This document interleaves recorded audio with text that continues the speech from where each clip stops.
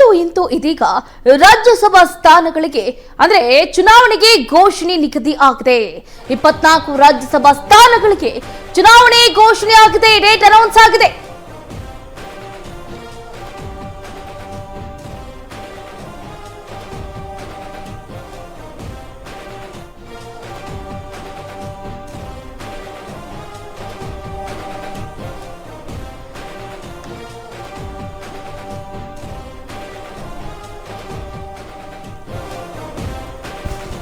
ಕರ್ನಾಟಕ ಸೇರಿದಂತೆ ರಾಜ್ಯಗಳಿಗೆ ಚುನಾವಣೆ.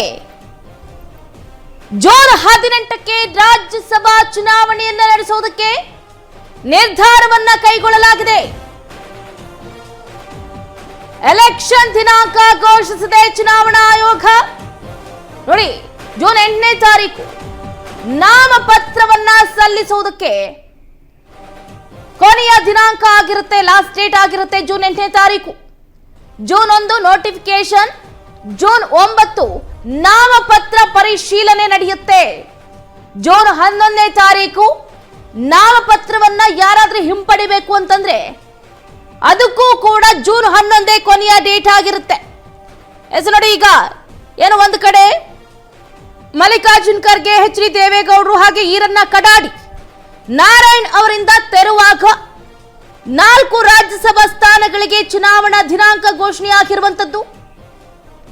ಜೂನ್ 18ನೇ ತಾರೀಕು ಚುನಾವಣೆ ನಡೆಯುತ್ತೆ, ಅವತ್ತೇ ಫಲಿತಾಂಶ ಕೂಡ ಹೊರಬೀಳುತ್ತೆ. ಜೂನ್ 8ಕ್ಕೆ ನಾಮಪತ್ರ ಸಲ್ಲಿಕೆಗೆ ಕಡೆಯ ದಿನಾಂಕ ಆಗಿರುತ್ತೆ. ಜೂನ್ 9 ನಾಮಪತ್ರ ಪರಿಶೀಲನೆ ಆಗುತ್ತೆ. ಜೂನ್ 11 ನಾಮಪತ್ರ ಹಿಂಪಡೆಯೋದಕ್ಕೆ ಕಡೆಯ ದಿನಾಂಕ ಆಗಿರುತ್ತೆ. ಸೊ ಹಾಗಾಗಿ ಕರ್ನಾಟಕ ಸೇರಿದಂತೆ 10 ರಾಜ್ಯಗಳಲ್ಲಿ ಖಾಲಿ ಆಗಲಿರುವ ಹುದ್ದೆಗಳಿಗೆ ಚುನಾವಣೆ ನಡೆಯುತ್ತೆ. ಒಟ್ಟು 24 ಸ್ಥಾನಗಳಿಗೆ ಚುನಾವಣೆ ದಿನಾಂಕ ಘೋಷಣೆ ಆಗಿರುವಂತದ್ದು.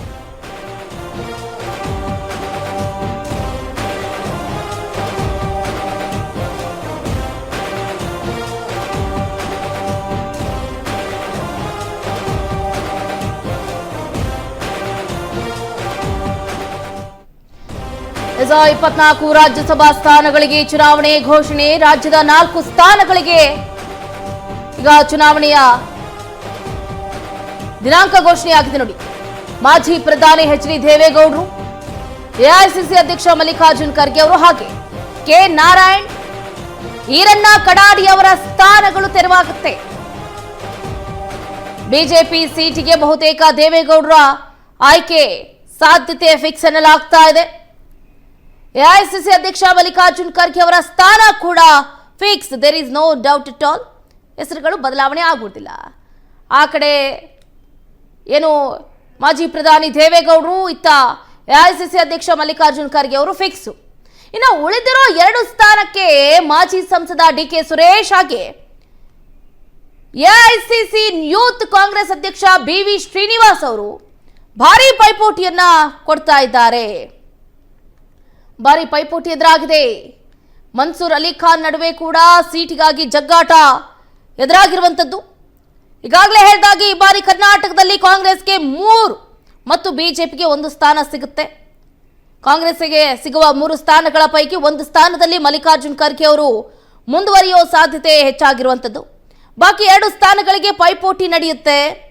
ಬಿಜೆಪಿಗೆ ಸಿಗುವ 1 ಸ್ಥಾನದ ಮೇಲೆ ಜೆಡಿಎಸ್ ಕಣ್ಣಿಟ್ಟಿದೆ ಈಗಾಗಲೇ.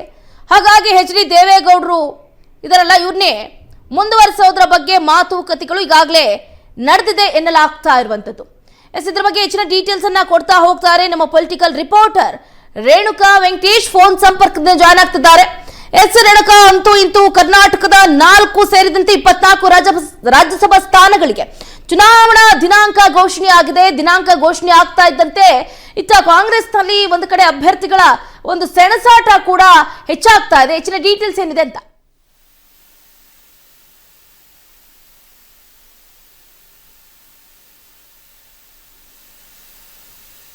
ರೇಣುಕಾ, ನಾನು ಧ್ವನಿ ಕೇಳಿಸ್ತಾ ಇದ್ದೀನಿ ನಿಮ್ಗೆ?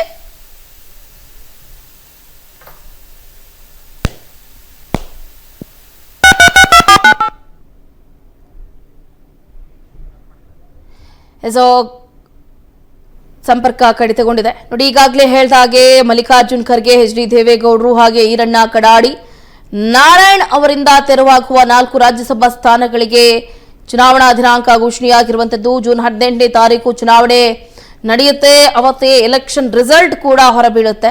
ಜಾಸ್ತಿ ಕಾಯಿಸೋದಿಲ್ಲ. ಜೂನ್ 8ನೇ ತಾರೀಕು ನಾಮಪತ್ರ ಸಲ್ಲಿಕೆಗೆ ಕೊನೆಯ ದಿನಾಂಕ ಆಗಿರುತ್ತೆ. ಜೂನ್ 9ನೇ ತಾರೀಕು ನಾಮಪತ್ರ ಪರಿಶೀಲನೆ ನಡೆಯುತ್ತೆ. ಅದಾದ ನಂತರ ಒಂದು ಆಪ್ಷನ್ ಅಂದ್ರೆ ಜೂನ್ 11ನೇ ತಾರೀಕು ಯಾರಾದರೂ ನಾಮಪತ್ರವನ್ನ ಹಿಂಪಡಿಬೇಕು ಅಂತಂದ್ರೆ ಅವ್ರಿಗೂ ಕೂಡ ಲಾಸ್ಟ್ ಡೇಟು ಜೂನ್ 11ನೇ ತಾರೀಕು ಆಗುತ್ತೆ. ಸೊ ಹಾಗಾಗಿ ಕರ್ನಾಟಕ ಸೇರಿದಂತೆ 10 ರಾಜ್ಯಗಳಲ್ಲಿ ಖಾಲಿ ಆಗಲಿರುವ ಹುದ್ದೆಗಳಿಗೆ ಈಗಾಗಲೇ ಚುನಾವಣೆ ದಿನಾಂಕ ಘೋಷಣೆಯಾಗಿದ್ದು, ಒಂದು ಕಡೆ ಚಟುವಟಿಕೆಗಳು ಗರಿಗೆ ಎದುರ್ತಾ ಇದೆ 3 ಪಕ್ಷದಲ್ಲೂ. ಒಟ್ಟು 24 ಸ್ಥಾನಗಳಿಗೆ ಚುನಾವಣೆ ಘೋಷಣೆಯಾಗಿದೆ. ಈ ಬಾರಿ ಕರ್ನಾಟಕದಲ್ಲಿ ಕಾಂಗ್ರೆಸ್ಗೆ 3 ಮತ್ತು ಬಿಜೆಪಿಗೆ 1 ಸ್ಥಾನ ಸಿಗಲಿದೆ. ಕಾಂಗ್ರೆಸ್ಗೆ ಸಿಗುವ 3 ಸ್ಥಾನಗಳ ಪೈಕಿ 1 ಸ್ಥಾನದಲ್ಲಿ ಈಗಾಗಲೇ ಮಲ್ಲಿಕಾರ್ಜುನ್ ಖರ್ಗೆ ಹಾಗೆ ಎಚ್ ಡಿ ದೇವೇಗೌಡರು ಫಿಕ್ಸ್ ಅಂತ ಹೇಳಲಾಗ್ತಾ ಇದೆ. ಇದರ ಬಗ್ಗೆ ಹೆಚ್ಚಿನ ಡೀಟೇಲ್ಸ್ ಅನ್ನ ಕೊಡ್ತಾ ಹೋಗ್ತಾರೆ.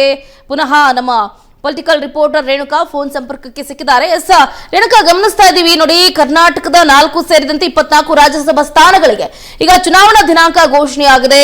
ಹಾಗಾಗಿ 3 ಪಕ್ಷದಲ್ಲೂ ಕೂಡ ಒಂದು ಕಡೆ ಪೈಪೋಟಿ ಇದ್ದೇ ಇರುತ್ತೆ, ಇಟ್ಸ್ ಕಾಮನ್. ಬಟ್ ಒಂದು ಕಡೆ ಎಚ್ ಡಿ ದೇವೇಗೌಡರು ಹಾಗೆ ಮಲ್ಲಿಕಾರ್ಜುನ್ ಖರ್ಗೆ ಅವರನ್ನ ಹೊರತುಪಡಿಸಿದ್ರೆ ಆ ಸ್ಥಾನಗಳಿಗೆ ಪೈಪೋಟಿ ಎದುರಾಗಿದೆ ಕಾಂಗ್ರೆಸ್ನಲ್ಲಿ. ಹೆಚ್ಚಿನ ಡೀಟೇಲ್ಸ್ ಏನಿದೆ ಅಂತ? ಎಸ್ ಚಂದ್ರಕಲಾ, ಖಂಡಿತವಾಗ್ಲು ಸದ್ಯ ಏನು ಇದೇ ಜೂನ್ 25ಕ್ಕೆ ದೇವೇಗೌಡರು ಮತ್ತೆ ಮಲ್ಲಿಕಾರ್ಜುನ್ ಖರ್ಗೆ ಸೇರಿದಂತೆ ನಾರಾಯಣ ಕೊರಗಪ್ಪ, ಈರಣ್ಣ ಕಡಾಡಿ ಇವರ ಅವಧಿ ಪೂರ್ಣ ಆಗುತ್ತೆ. ಈ ಒಂದು ಅವಧಿ ಪೂರ್ಣ ಆಗೋದ್ರ ಹಿನ್ನೆಲೆಯಲ್ಲಿ ಈಗಾಗಲೇ ಕೇಂದ್ರ ಚುನಾವಣಾ ಆಯೋಗವು ಕೂಡ ಚುನಾವಣೆಯ ದಿನಾಂಕವನ್ನು ಕೂಡ ಘೋಷಣೆ ಮಾಡಿರುವಂತದ್ದು. ಇದಕ್ಕೂ ಮುಂಚಿತವಾಗಿನೇ ರಾಜ್ಯದಲ್ಲಿ ಇರ್ತಕ್ಕಂಥ ಬಿಜೆಪಿ ಇರ್ಬೋದು, ಜೆಡಿಎಸ್ ಇರ್ಬೋದು, ಕಾಂಗ್ರೆಸ್ ಅವರು ಕೂಡ ಯಾರಿಗೆ ಟಿಕೆಟ್ ಕೊಡ್ಬೇಕು, ಯಾರನ್ನ ಅಭ್ಯರ್ಥಿಯನ್ನಾಗಿ ಘೋಷಣೆ ಮಾಡ್ಬೇಕು ಅನ್ನೋದ್ರ ಬಗ್ಗೆ, ಯಾರನ್ನ ಆಯ್ಕೆ ಮಾಡ್ಬೇಕು ಅನ್ನೋದ್ರ ಬಗ್ಗೆಯೂ ಕೂಡ ಸಾಕಷ್ಟು ಚರ್ಚೆಗಳನ್ನು ಕೂಡ ಆರಂಭ ಮಾಡಿರುವಂತದ್ದು. ಅದರ ಒಂದು ಹಿನ್ನೆಲೆಯಲ್ಲೂ ಕೂಡ ಎಲ್ಲ ಒಂದ್ ಕಡೆ ದೇವೇಗೌಡರನ್ನ ಮತ್ತೆ ಮುನ್ನೆಲೆಗೆ ತೆಗೆದುಕೊಂಡು ಬಂದು ಅವರ ಮೂಲಕ ರಾಜಕೀಯ ತಂತ್ರವನ್ನು ಕೂಡ ರೂಪಿಸ್ಬೇಕು ಅಂತ ಹೇಳಿ ಕೂಡ ಸದ್ಯ ಹೈಕಮಾಂಡ್ ಬಿಜೆಪಿ ನಾಯಕರುಗಳು ಕೂಡ ಮುಂದಾಗಿದ್ದಾರೆ ಅಂತಕ್ಕಂಥ ಮಾತುಕತೆಗಳು ಕೂಡ ಕೇಳಿ ಬರ್ತಾ ಇರುವಂತದ್ದು. ಜೊತೆಗೆ ಎಚ್ ಡಿ ಕುಮಾರಸ್ವಾಮಿ ಅವರು ಕೂಡ ತಮ್ಮ ತಂದೆಯವರಿಗೆ ರಾಜ್ಯಸಭಾ ಟಿಕೆಟ್ ಅನ್ನು ಕೂಡ ಕೊಡಬೇಕು ಅಂತಕ್ಕಂಥ ಲಾಬಿಯನ್ನು ಕೂಡ ಈಗಾಗಲೇ ಮಾಡಿದ್ದಾರೆ ಅಂತಕ್ಕಂಥ ಮಾಹಿತಿ ಕೂಡ ಸಿಗ್ತಾ ಇರುವಂತದ್ದು. ಇತ್ತ ಕಾಂಗ್ರೆಸ್ ನಲ್ಲೂ ಕೂಡ ಡಿ ಕೆ ಸುರೇಶ್ ಅವರು ಕೂಡ ಕಳೆದ ಲೋಕಸಭಾ ಚುನಾವಣೆಯಲ್ಲೂ ಕೂಡ ಸೋತಿದ್ರು. ಹಾಗಾಗಿ ಅವರನ್ನ ಈ ಬಾರಿ ರಾಜ್ಯಸಭೆಗೆ ಆಯ್ಕೆ ಮಾಡುವುದರ ಮೂಲಕ ಅವರಿಗೆ ಒಂದು ರಾಜಕೀಯ ಸ್ಥಾನಮಾನವನ್ನು ಕೂಡ ಗುರುತಿಸಿ ಕೊಡಬೇಕು ಅನ್ನೋ ಒಂದು ನಿಟ್ಟಿನಲ್ಲೂ ಕೂಡ ಇತ್ತ ಡಿಸಿಎಂ ಡಿ ಕೆ ಶಿವಕುಮಾರ್ ಅವರು ಕೂಡ ರಾಜಕೀಯ ಲೆಕ್ಕಾಚಾರವನ್ನು ಕೂಡ ಹಾಕಿರುವಂತದ್ದು. ಅದ್ರ ಜೊತೆಗೇನೆ ಮಲ್ಲಿಕಾರ್ಜುನ ಖರ್ಗೆ ಅವರನ್ನು ಕೂಡ ಮತ್ತೊಂದು ರಾಜ್ಯಸಭೆಗೆ ಆಯ್ಕೆ ಮಾಡಿ ಅವರನ್ನ ಮುಂದಿನ ಒಂದು ರಾಜ್ಯ ಚುನಾವಣೆಗಳಿಗೂ ತೆಗೆದುಕೊಂಡು ಬರೋ ಒಂದು ಉದ್ದೇಶವನ್ನು ಕೂಡ ಹೊಂದಿರುವಂತದ್ದು. ಜೊತೆಗೆ ರಾಜ್ಯಸಭೆಯಲ್ಲೂ ಕೂಡ ಅವರನ್ನು ಮುಂದುವರಿಕೆ ಮಾಡಬೇಕು ಅಂತಕ್ಕಂಥ ಚರ್ಚೆಗಳು ಕೂಡ ಸಾಕಷ್ಟು ಇರುವಂತದ್ದು. ಇದ್ರ ಜೊತೆಗೇನೆ ಅನೇಕ ಬಿಜೆಪಿ ಮತ್ತೆ ಕಾಂಗ್ರೆಸ್ನ ನಾಯಕರು ಇರ್ಬೋದು, ಮತ್ತೆ ಜೆಡಿಎಸ್ ನಲ್ಲೂ ಕೂಡ ಯಾರನ್ನ ಆಯ್ಕೆ ಮಾಡ್ಬೇಕು ಅನ್ನೋದ್ರ ಬಗ್ಗೆಯೂ ಕೂಡ ಕಸರತ್ತು ನಡೀತಾ ಇರುವಂತದ್ದು. ಇತ್ತ ಬಿಜೆಪಿ ಅವರು ಕೂಡ ತಮ್ಮ ಪಕ್ಷದ ನಾಯಕರನ್ನೇ ರಾಜ್ಯಸಭೆಗೆ ಆಯ್ಕೆ ಮಾಡ್ಬೇಕು ಅಂತಕ್ಕಂಥ ಲಾಬಿಯನ್ನು ಕೂಡ ಈಗಾಗಲೇ ಮಾಡ್ತಾ ಇರುವಂತದ್ದು. ಜೆಡಿಎಸ್ಗೆ ಈಗಾಗಲೇ ಅನೇಕ ಬಾರಿ ಸಾಕಷ್ಟು ಅನುಕೂಲವನ್ನು ಕೂಡ ಮಾಡಿಕೊಟ್ಟಿರುವಂತದ್ದು. ಹಾಗಾಗಿ ಈ ಬಾರಿ ಬಿಜೆಪಿ ಒಬ್ಬ ನಾಯಕನಿಗೆ ಮಣೆ ಹಾಕ್ಬೇಕು ಅಂತಕ್ಕಂಥ ಒತ್ತಾಯವನ್ನು ಕೂಡ ರಾಜ್ಯ ಬಿಜೆಪಿ ನಾಯಕರುಗಳು ಕೂಡ ಹೈಕಮಾಂಡ್ ನಾಯಕರಿಗೆ ಮಾಡ್ತಾ ಇರುವಂತದ್ದು. ಇತ್ತ ಕುಮಾರಸ್ವಾಮಿ ಇರ್ಬೋದು, ಮತ್ತೆ ಜೆಡಿಎಸ್ ಒಂದಿಷ್ಟು ಹಿರಿಯ ನಾಯಕರುಗಳು ಕೂಡ ಜೆಡಿಎಸ್ ಇಂದ ದೇವೇಗೌಡರಿಗೆ ಮಣೆ ಹಾಕ್ಬೇಕು, ಈ ಮೂಲಕ ರಾಜ್ಯದಲ್ಲಿ ಮೈತ್ರಿ ಪಕ್ಷವು ಕೂಡ ಬಲಪಡಿಸುತ್ತೆ, ಮುಂದಿನ ಚುನಾವಣೆಗಳಿಗೂ ಕೂಡ